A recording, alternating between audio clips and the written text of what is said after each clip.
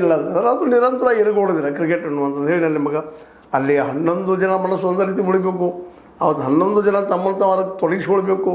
ಅದ್ರಲ್ಲಿ 11 ಜನ ಒಕ್ಕಟ್ಟಾಗಿ ಪ್ರಬಲವಾಗಿ ಅಲ್ಲೇ ಏನಪ್ಪ ಅಂದ್ರೆ ಆಟ ಆಡಬೇಕಾಗ್ತದೆ.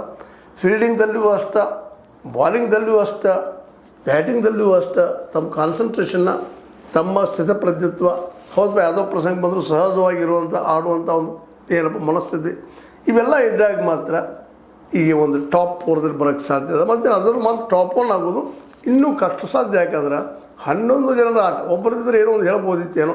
ಆದರೂ ಮನುಷ್ಯನ ಮನಸ್ಸು ಯಾವ ಸಂದರ್ಭದಲ್ಲಿ ಯಾವುದಿರ್ತದೆ ಹೇಳಿಕ್ಕೆ ಸಾಧ್ಯ ಇಲ್ಲ. ಕ್ರಿಕೆಟ್ ಆಡ್ತಾ ಇರ್ತೀವಿ, ನಾವು ಗೆಲ್ಲಬೇಕಂತಿರ್ತೀವಿ, ಯಾವುದೋ ಒಂದು ಕಡೆ ನೆನಪಾಗ್ತದೆ, ಮನೆ ಕಡೆ ನೆನಪಾಗ್ಬೋದು, ಮತ್ತೇನೋ ಆಗ್ಬೋದು.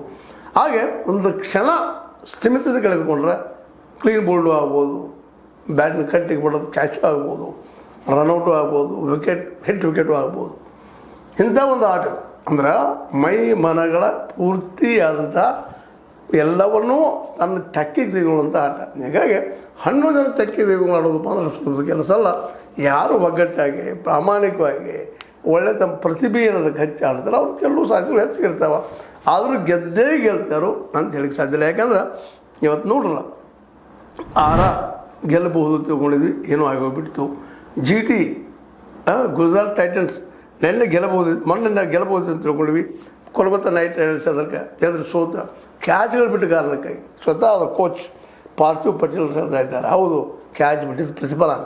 ಅದಕ್ಕಾಗಿ ಬ್ಯಾಟಿಂಗ್, ಬಾಲಿಂಗ್, ಫೀಲ್ಡಿಂಗ್ 3 ಒಂದೇ ರೀತಿಯಾಗಿ ಬಂದಾಗ ಸಮಾನವಾಗಿ